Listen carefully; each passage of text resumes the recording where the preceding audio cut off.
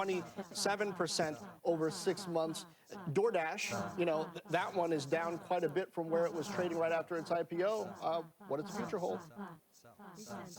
Yeah, these are the gig economy plays, but of course Uber and Lyft a little bit better positioned to capitalize on that reopening.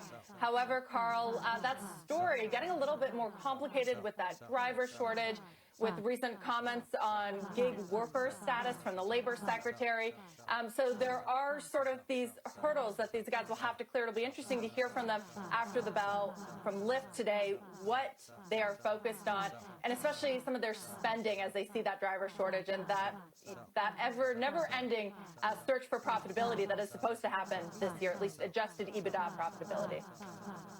Yeah, Morgan Stanley did write last week they thought they could price their way out of even a national reclassification of gig workers, but that remains to be seen. Guys, we're session lows here, and now looking at the worst S&P decline since February 25. Let's get to the judge. Carl, thanks so much. Welcome to the Halftime Report. I'm Scott Wapner, front and center this hour. Two major stories we are following this hour, both with big implications for your money. The first, Apple down sharply today as the #1 analyst now cutting estimates for the company's services business. The other, a bombshell quote from Treasury Secretary Janet Yellen, who says the Fed may need to raise rates to keep the economy from overheating. Stocks, they're down sharply. The Nasdaq is down big. That's where the story truly lies today. You can see a near 400-point decline for the Nasdaq today. The investment committee is with me, as always, to discuss all of it. Stephanie Link, Sarat Sethi, Josh Brown, John Najarian. I'll take you to the wall, show you where the markets are. Under pressure all session long today. Josh Brown, the moral of this story here, it doesn't take much to push a fragile market around, and that's what we're witnessing today. Yeah, I think the big picture thing here is that there's going to be a process that takes place whereby investors get used to the idea that at some point in our lifetimes, interest rates should be higher. And I think that obviously has to start with tapering. And we're going to start hearing about tapering every minute of the day very shortly once the Fed figures out kind of its own timetable. And I know they say they're being data dependent, but when you look at the spread and expectations between the large investment banks and when their chief strategists think the tapering is actually going to start, what they all say, regardless of where they think the timing is, March of 22, September of 21, what they all say is there's going to be a lot of telegraphing even before we get word of actual tapering of asset purchases. So the asset purchases are over the top. We're not in full employment, but the asset purchases are not the thing that's going to get us there. The vaccines are what's going to get us closer to full employment. The Fed knows it. The Treasury knows it. Yellen knows it. She sat in both seats. So this is what the market's going to look like the first few times we start hearing people talk less accommodatively. And, Judge, I would just tell you it's overdue, and, frankly, it's necessary. So I think most people are fine with that. You're seeing most of the damage today in the digital economy, not the physical economy, and the highest valuated growth stocks. That's exactly, and I'm glad you said it. You hit the nail on the head right there at the end, the way you ended that. It's the highest of multiple and growth stocks. That's where talk of higher interest rates would show its face more dramatically. Just so we're all on the same page, I'll get to the Apple story in a minute, and Katie Huberty of Morgan Stanley cutting her estimates for the services business, which is the lead growth part of Apple's business at this point, and bring you up to speed with exactly what the Treasury Secretary Janet Yellen said at an event sponsored by The Atlantic. Let's listen into the Treasury Secretary. We can talk on the other side. It could cause some very modest increases in interest rates to get that reallocation. But these are investments our economy needs to be competitive and to be productive. And, I think that our economy will grow faster because of them. Okay, that's courtesy of The Atlantic Live, as I said, the host of the event. It, as Janet Yellen was saying at the very top there, is the spending and the massive amount of spending that the Biden administration would like to do, the infrastructure plan that's on the table. She's thinking of all of this in context and what you would have to do to sort of blunt that and its impact on inflation and interest rates. And that is a very, in her words, modest increase in interest rates to get that reallocation. John Najarian, as I said, it doesn't take much, right? And tech stocks, which were already fragile today, when you start thinking of the prospect of higher interest rates, that's just one of the implications for why the NASDAQ would be down. But now you have the possibility of Janet Yellen, the Treasury Secretary, who used to be Fed chair, talking about the need to raise rates when Jay Powell and the Fed seem intent on the idea that they're doing nothing until 2023. So you've got both of those forces working against the market today. Yeah, and you've still got, Scott, the backdrop of higher taxes. You know, even though Manchin has come out and said that he's more or less drawing the line at 25%, an increase to 25% for the corporate. And I haven't seen anything from Senator Manchin about, for instance, the millionaires' capital gain tax and so forth. But corporations and those taxes, Scott, that is a headwind, of course. Janet Yellen now, the former Fed chairman, fighting, if you will, taking the opposite side from the Treasury now that she's the head of versus Jay Powell and the Fed. That dynamic, I think, is something that people are a little nervous about, Scott. So, again, taxes for corporates and the combination of Yellen going against Jay Powell, because Powell has been steadfast in that they are not thinking about doing anything. Yeah. And she's saying, yeah, but you might have to now. That mixed message is never going to be popular with any with any market, Scott, and in particular one that has been teetering right up here at these highs for as long as it has. You used the word that I was just going to use too, this teetering notion, right, of whether we're going to have this long talked about and awaited correction or not. Let's bring in a guest who's joining us quickly to react to all of this. It's Rick Reeder. He is the CIO of BlackRock's Global Fixed Income and the head of Asset Global Allocation. Rick, thank you for coming to the phone so quickly. No problem. Thanks for having me. So what do you make of Yellen's comments? When you were last with us, you said that the Fed needs to close the spigot a little bit. Now you've got the Treasury Secretary and the lady who used to sit in Jay Powell's seat saying may need a modest rise in interest rates to blunt some of the spending we're doing. Yeah, Some European political news here as AFP reports comments from the Commissioner that the EU is suspending efforts to ratify the China investment deal. Extremely negative. Where we negative 88 basis points in 10-year real rates. Listen, that's not the right level. You've got an economy that is growing, and it could be well into the high sevens GDP this year. And listen, every client call I'm on, including the one I just finished when you emailed, is talking about overheating. Everybody's talking about overheating. Listen, I think that Fed is right about most of these costs are transitory. And I think most are. When you have a reopening like this, when you have the bid for copper and lumber and energy, you're going to get some extraordinary numbers. And when inventory levels have been drawn down across everything from houses to autos to anything retail. So you get a pop. And I think most of that is a near-term impact. However, the longer that policy stays this easy, as long as the liquidity in the system is excessive, then you run the risk that you overheat, or you run the risk that things, have to, the exit from this policy maybe it may have to be a bit more aggressive. So listen, I'm not that worried about an overheating inflation because there's enough technology influences, and entrepreneurialism today is literally, we watch everything that we see in tech. It's guided towards efficiencies from AI to cloud to everything. But I think in the near term, it is. I think the Fed is being very, very easy with liquidity. That with a system that's got an awful lot of liquidity already in it. Yeah, you're not supposed to reveal the booking process, Rick. When I email you and say I need you at noon, I need you. This is just breaking. But we'll that's neither here nor there.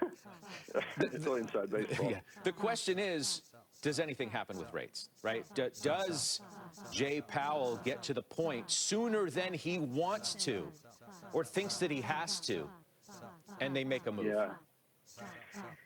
So, that's a great question, Scott. I think at this point it'd be pretty hard. They've laid out the plan, and they've been pretty clear in their communication across not just Chair Powell, but all members of the Fed. It's pretty hard to diverge from the path that you just laid out. Listen, I think that there is an elegant way, and what Secretary Yellen said is right. I think there's an elegant way you can start to pare down the liquidity.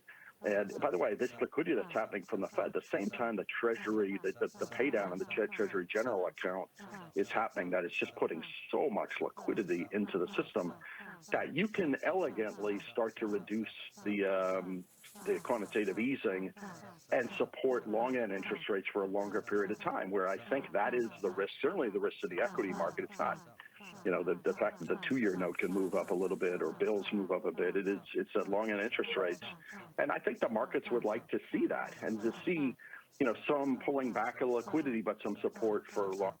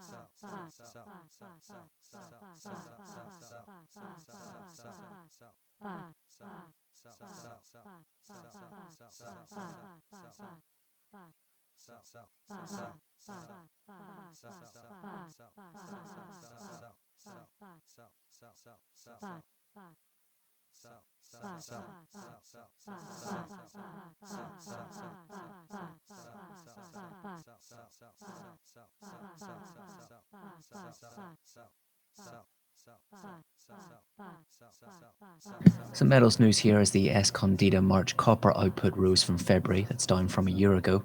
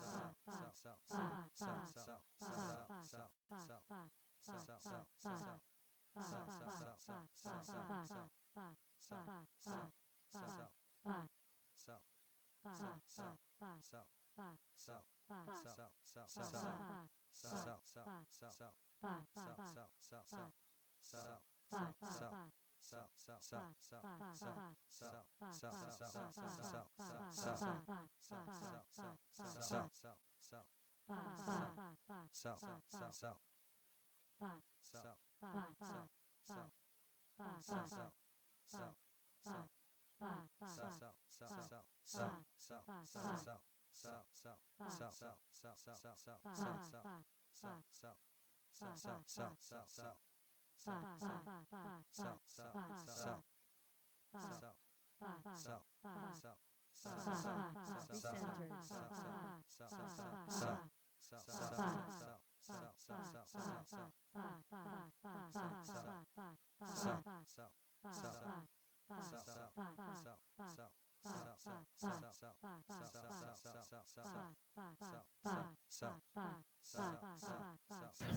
we're seeing a repeat of that AFP headline hitting the main wires there. EU suspending their efforts to ratify the China investment deal.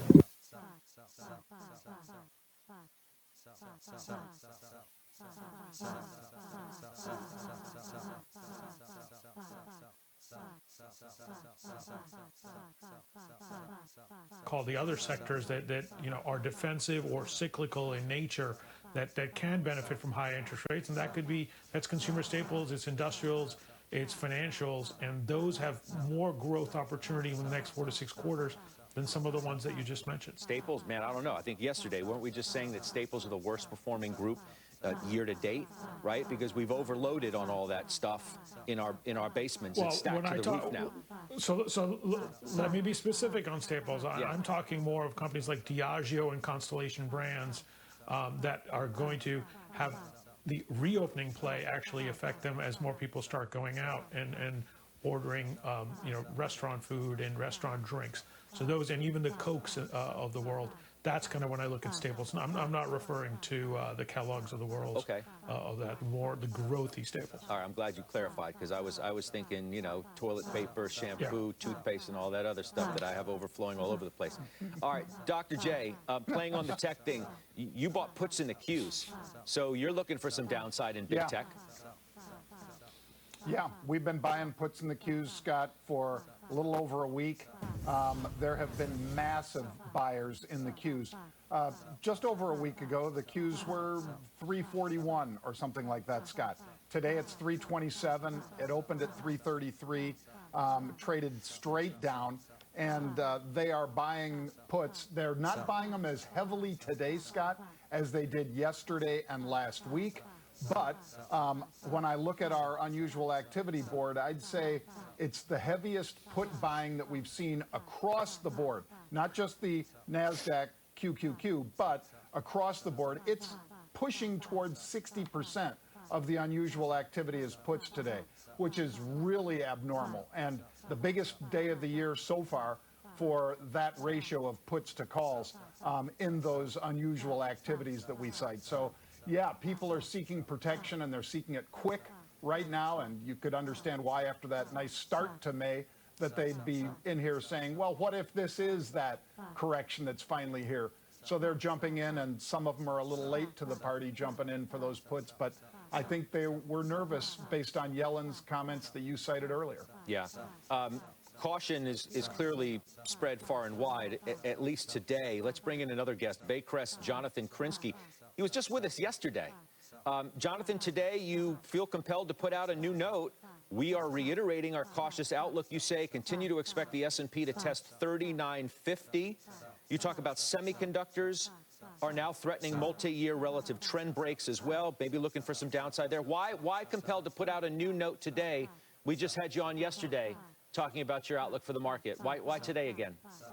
Well, I think the semis are very important. They represent about 5% of the S&P 500. If they were a sector, they're obviously within tech, but if they were their own sector, they would be about twice as big as 4 other sectors. So, they're certainly significant. They've also been kind of viewed as a leadership group.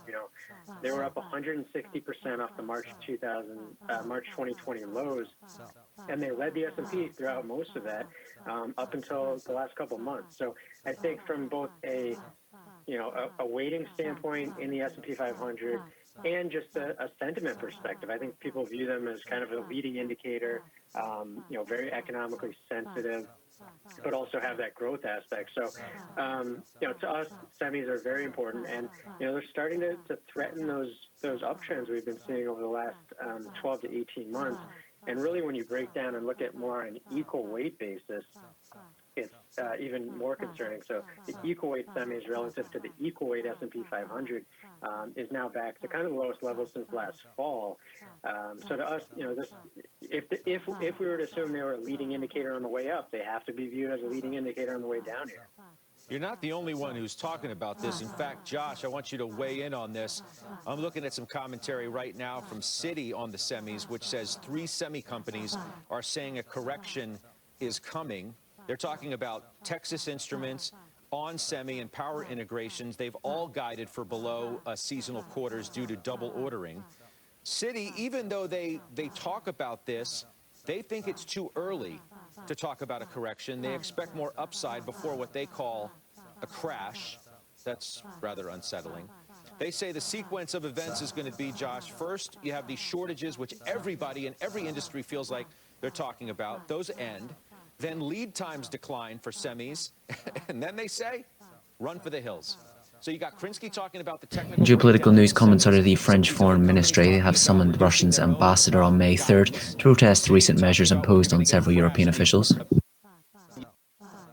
We're seeing an update from the Atlanta Fed GDP Now index, an update from yesterday's reading, coming on at 13.57 for the second quarter, versus yesterday's reading of 13.18%. You can just read that. That's Atlanta Fed GDP Now model, rising again today at 13.57% for the second quarter.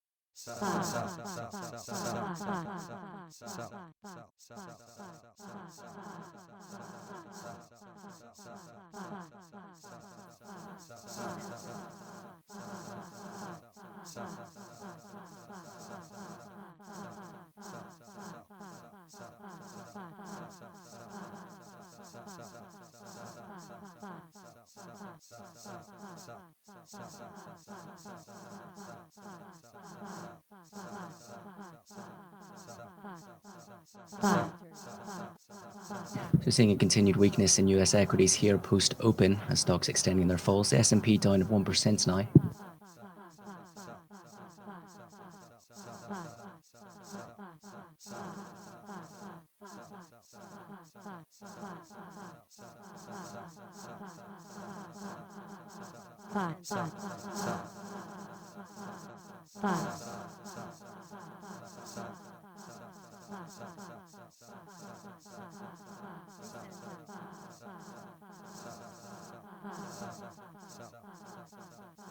An update from Microsoft saying that they are investigating an issue with their Power Apps and Power Automate.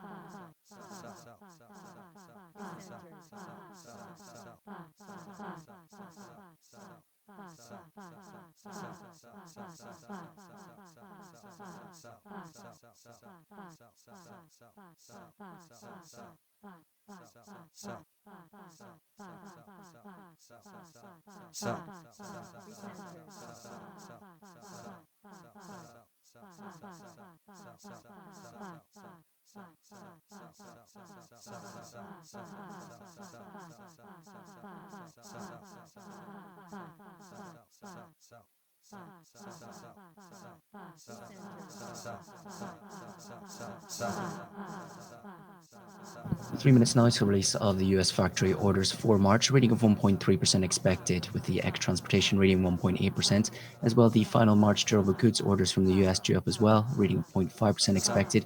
The ex-transportation reading 1.6%, while the cap goods orders non-defense XR 0.9, and the cap goods ship non-defense XR reading previously 1.3.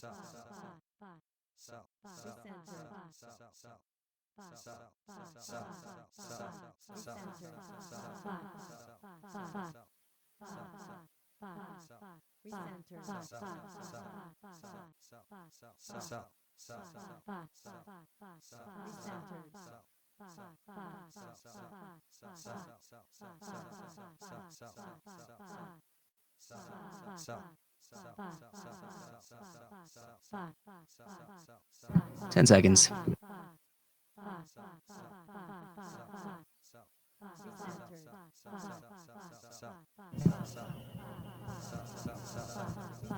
.1% for factory orders, with the durable goods orders at 0.8%. Again, to repeat, that's factory orders month to month at 1.1%, as below the expected 1.3% reading, with a power vision of minus 0.5%.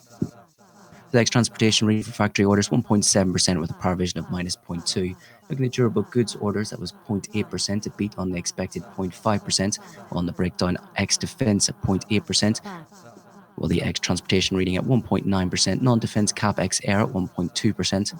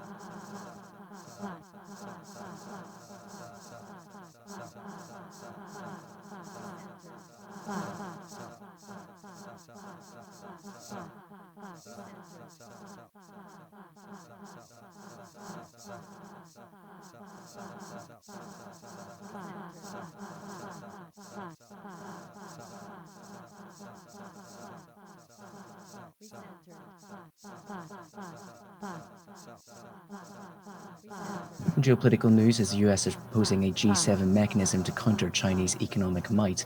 As a US paper presented to G7 foreign ministers in London today, again to repeat, a proposal from the US, a G7 mechanism to counter Chinese economic might.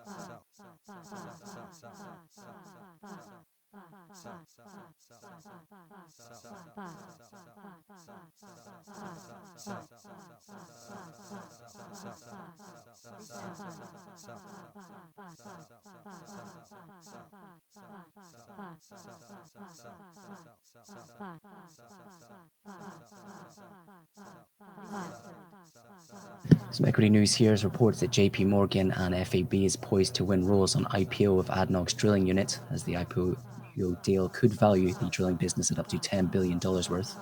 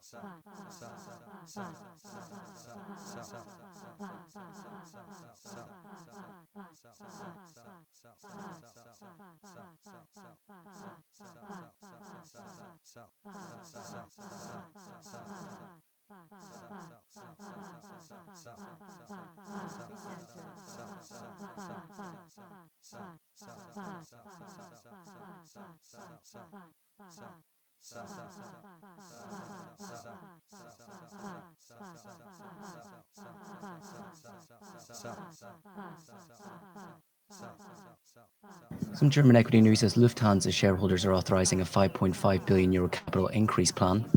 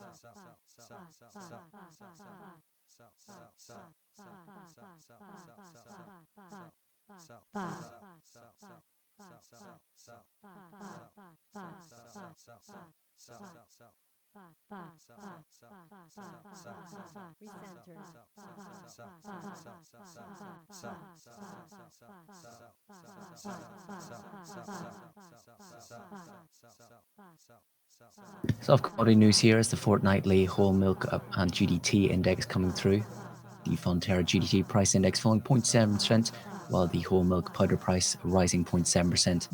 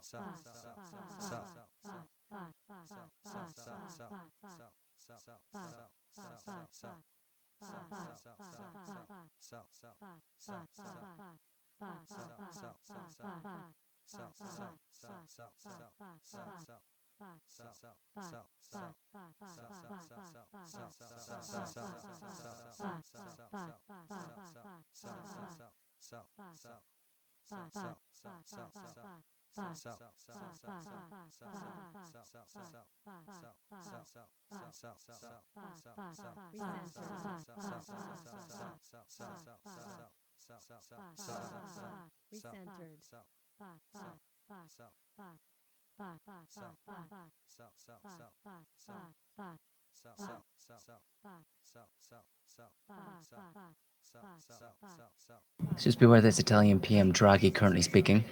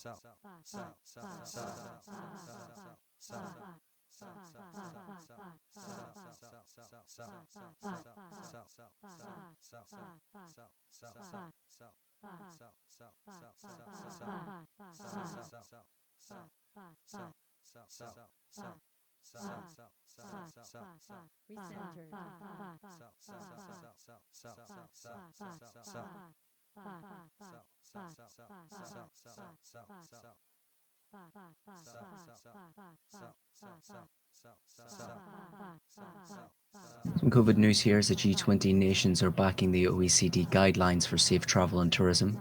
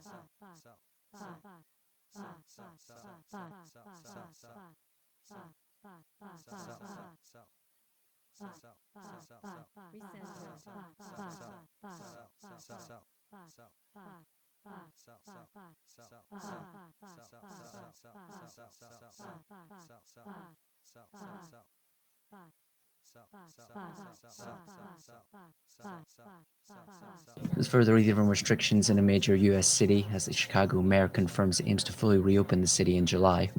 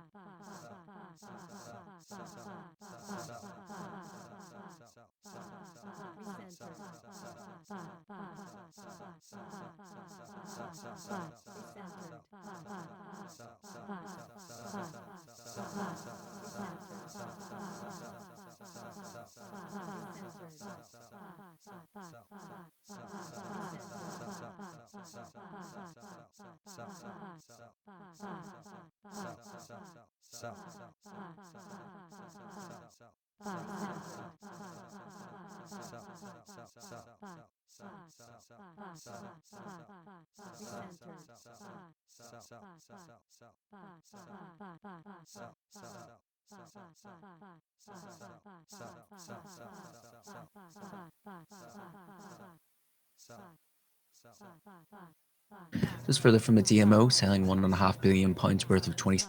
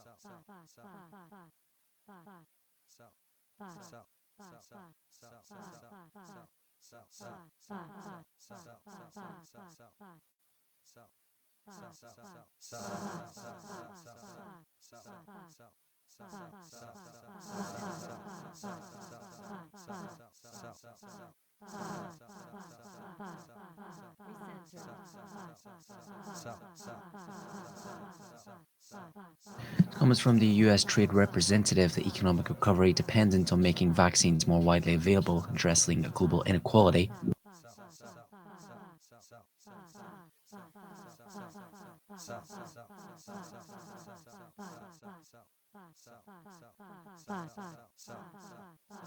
Well, in equity news, GE CEO commenting they've no plan to raise dividends at this time.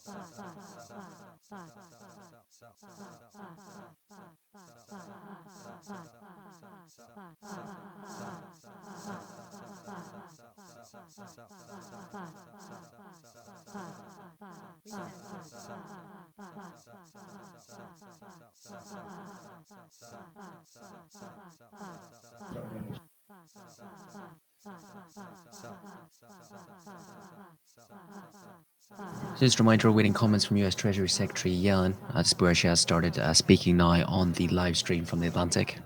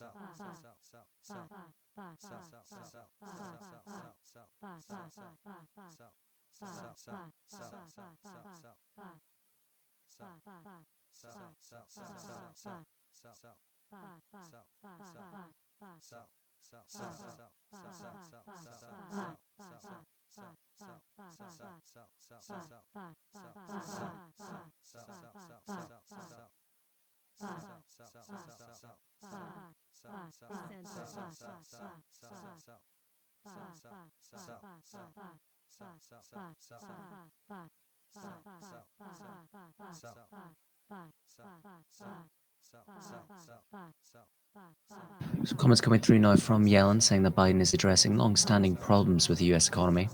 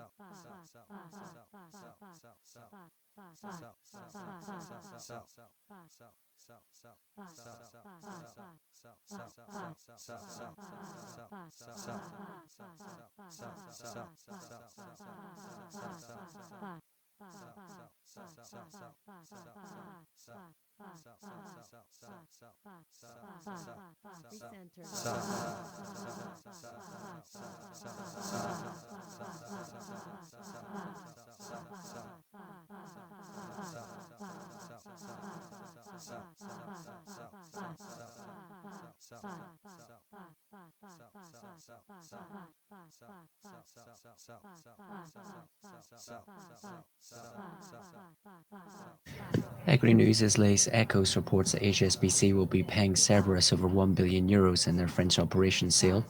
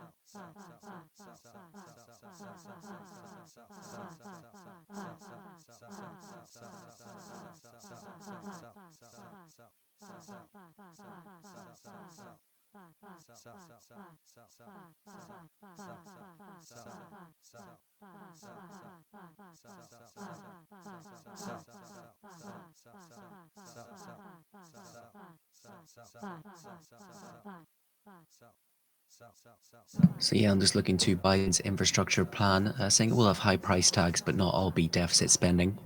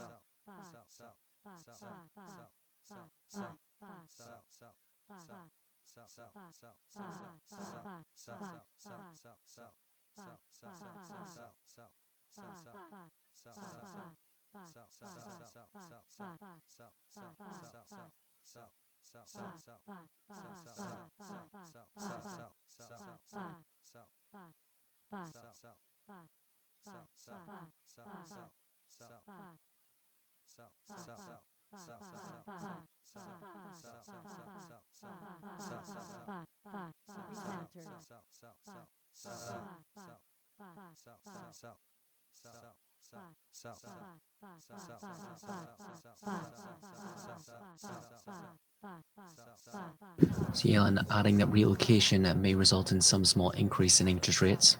And just repeat, that's reallocation may result in some small increases in interest rates.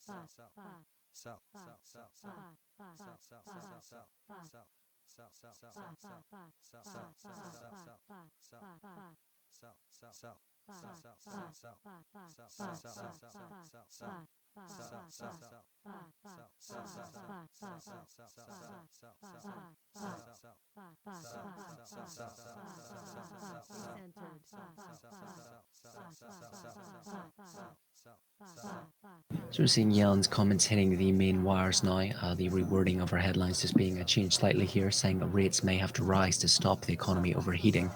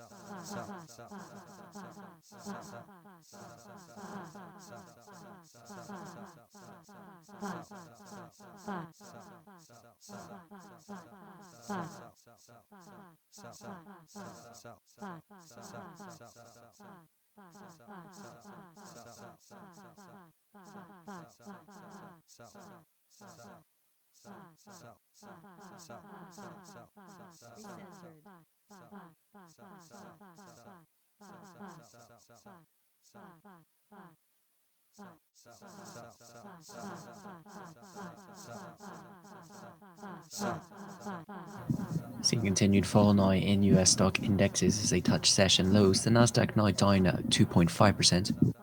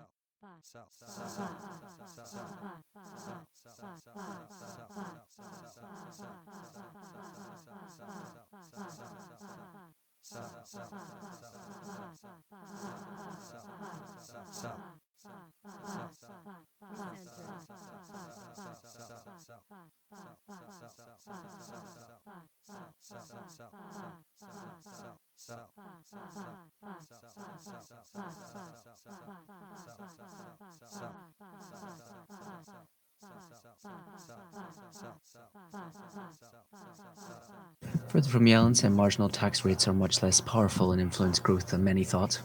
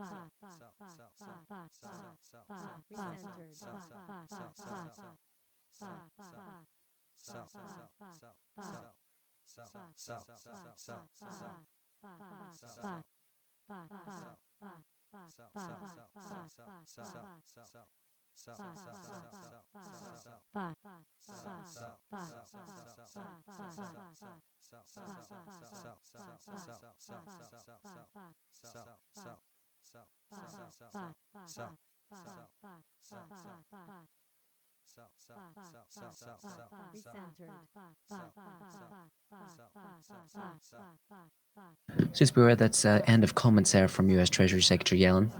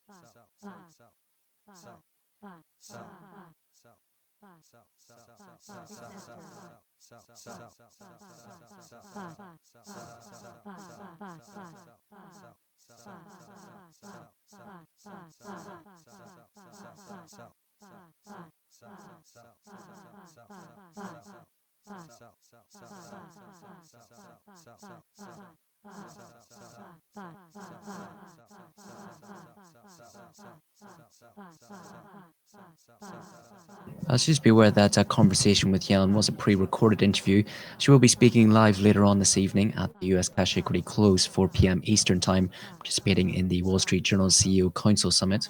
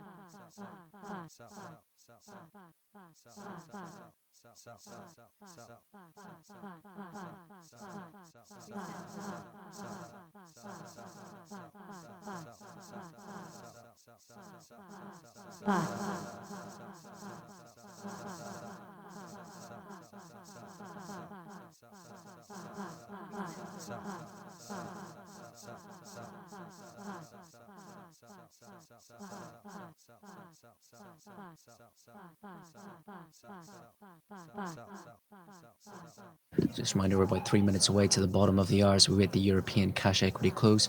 Let's be a quick refresh of our audio server. It should reconnect in about 30 seconds time.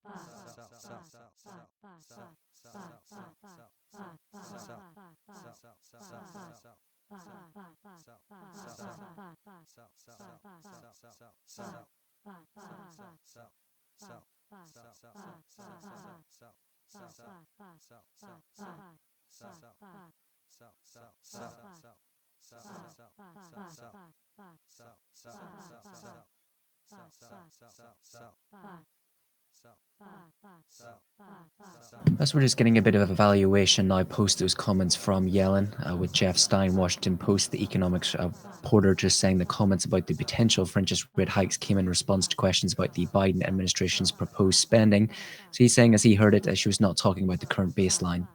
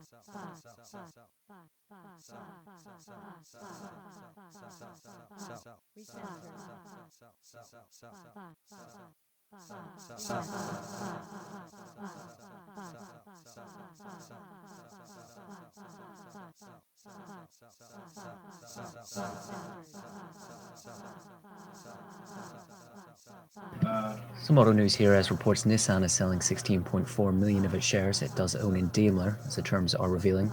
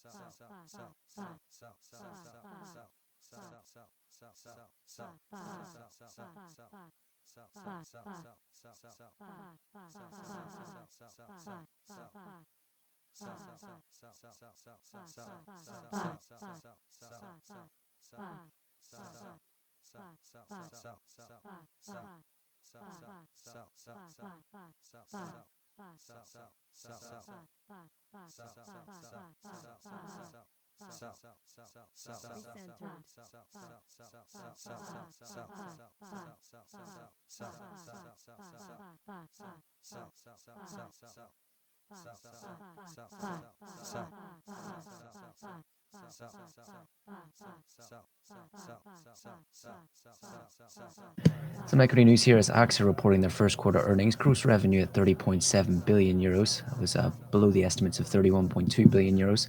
The Solvency II ratio at 208%.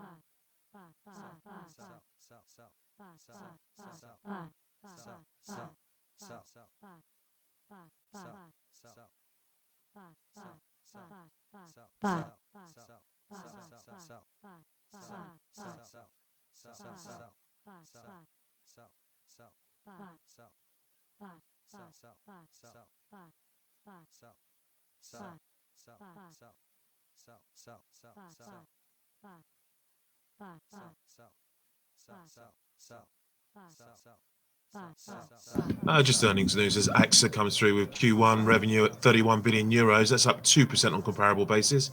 Preferred segment at 20 billion. It says preferred segment's revenue rose 3% on comparable basis. Solvency II at 208% as of the end of March. AXA CFO says expects solvency ratio to keep rising in the second quarter. Sorry, just repeat those AXA numbers.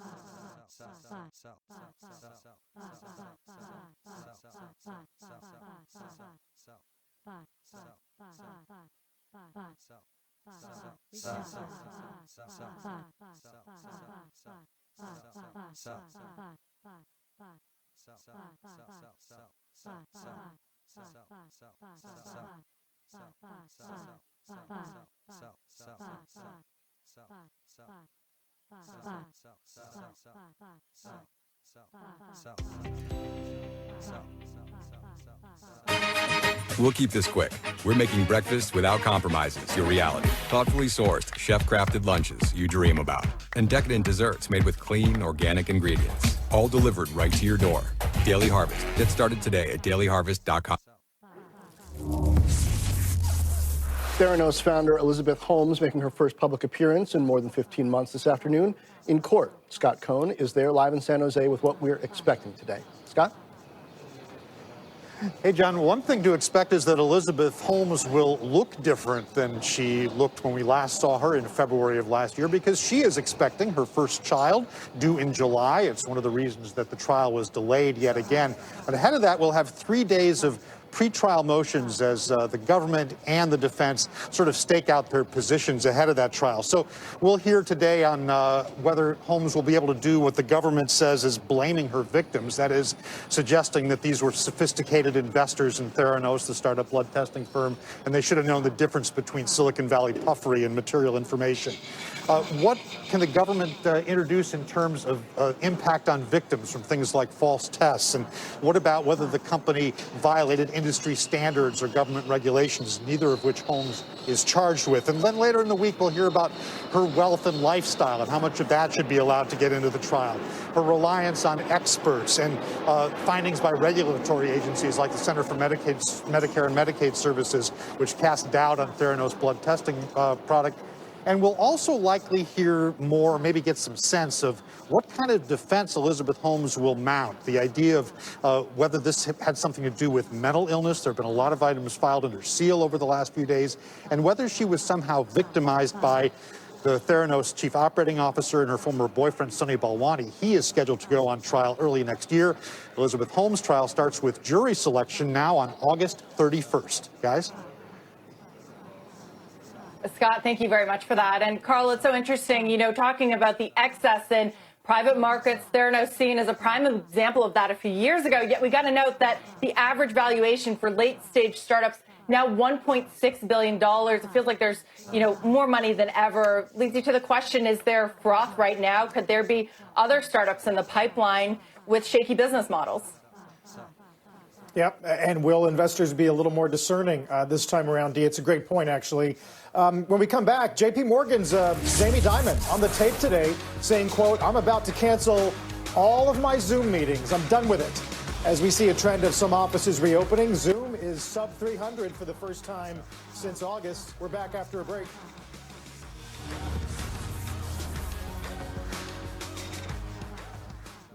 Give me the detonators. No! You first! You are in no position to negotiate. Really? Is this what we're doing? The Bitcoin on here will never be yours. Boom! Nothing can stop me! So that's how you got into crypto? Yeah, no. I invested with Grayscale. Bitcoin exposure straight from my brokerage account. Okay. What happened to the guy on the roof? Investing in Bitcoin begins with GBTC. Did you know American Home Shield has over 45 years experience in the home warranty business? That means they know what they're doing, which is great because this situation will take some expertise to take care of.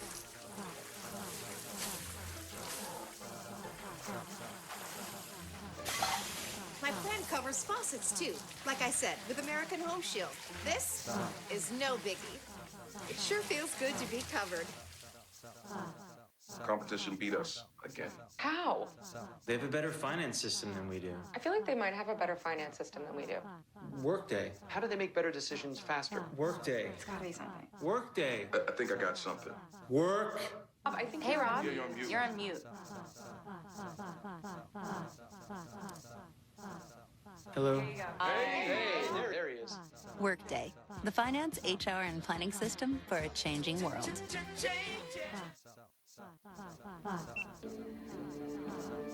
If you're tired and you know it, skip the gym. If you're anxious and you know it, take a break.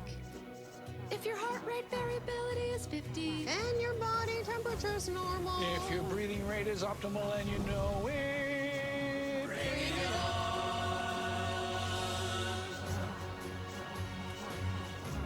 on. Aura. Know why you feel how you feel.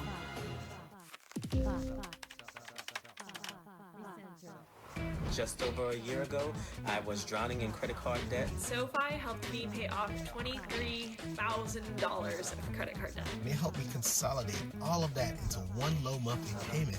They make you feel like it's an honor for them to help you out.